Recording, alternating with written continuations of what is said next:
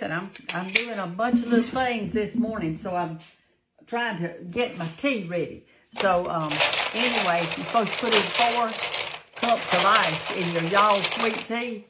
So that's 1. I measure this so much, you know, y'all, I don't have to measure again. I just pick it up, that's a cup. 2, 3, and 4. There we go.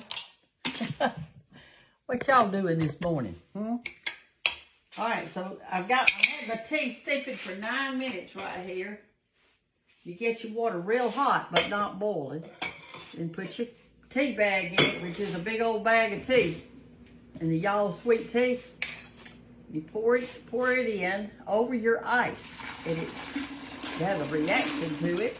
Makes your tea taste so good, y'all. This is really good tea. I'm gonna mash that little tea bag. See, it's a big tea bag. It makes a whole gallon. And then, you stir that up and we're gonna put in 2 cups of sugar. Let me get me a measure. Sometimes I do it without sugar, but sometimes I do it with sugar, okay? I got out some old pie crust today. They've been in the refrigerator in the freezer forever. And so I am going to use these things today for something.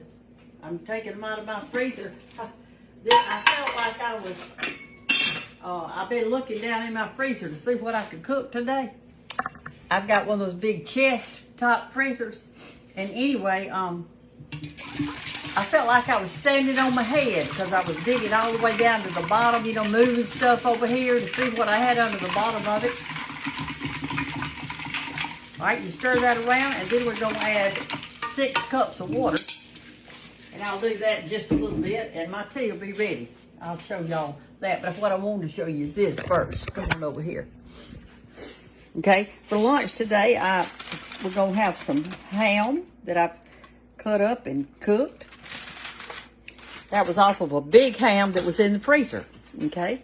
There's a big old ham in the freezer. All right, here is a hash brown casserole that I've made out of potatoes, put cheese and all on top of it, and I sauteed my onions and all that kind of good happy stuff. Put sour cream and butter and all that in it.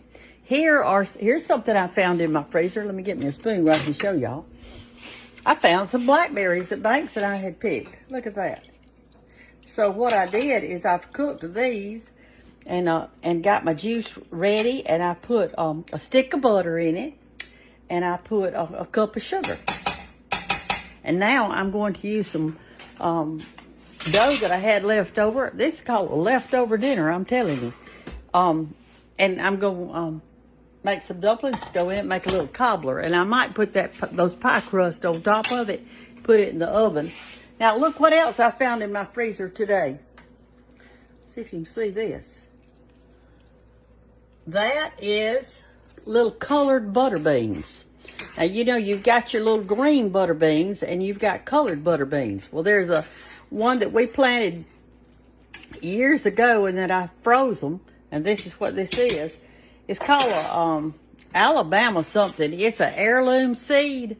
And it grows on a vine, and George made a trellis, and those butter beans grew up there on that thing and continued to bake the whole season until winter came, and then they froze. But we had saved you can save the seeds of that. And I found one little bag. I think this is my last one of cream style corn. So that's my last bag of corn. I don't know. I think I got one more bag of little butter beans left. Yeah. I should have frozen some things this year, hadn't I? That's just the leftover pie from breakfast from yesterday. And anyway, that's going to be our dinner today. And I am going to make a little bit of crackling cornbread to go with the butter beans and corn.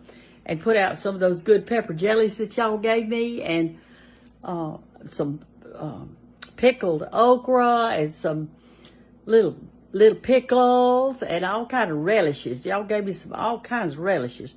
So I'm going to have that on top of my cornbread, my butter beans, and my ham today. Y'all have a blessed day. Let's read one of our little cards this morning before we... Here's leftover biscuits. I could eat those up, couldn't I? I could. This is called a leftover day. You know, some days you just need to get all your stuff and have a refrigerator clean out, as we call it. Let me turn this corn off. It is ready. I don't want it to overcook. You can overcook that quickly. All right, this one says, abide in God's love. And this is coming from John 7:11. Blessing of the day. If you abide in me and in my let me start over. If you abide in me and my words abide in you, ask for whatever you wish, and it will be done for you.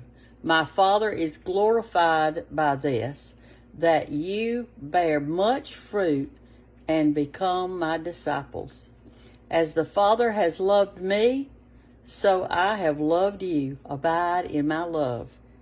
If you keep my commandments, you will abide in my love, just as I have kept my Father's commandments and abide in his love.